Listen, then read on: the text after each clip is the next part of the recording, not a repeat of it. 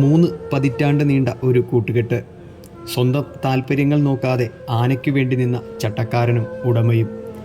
എല്ലാം ഒത്തുവന്നപ്പോൾ വിധി വില്ലനായെത്തി.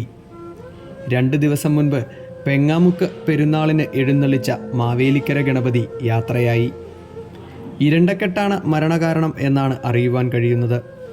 തെക്കൻ കേരളത്തിലെയും മധ്യ കേരളത്തിലെയും എല്ലാ പ്രധാന പരിപാടികൾക്കും സജീവ സാന്നിധ്യമായിരുന്ന ആനയായിരുന്നു ഗണപതി.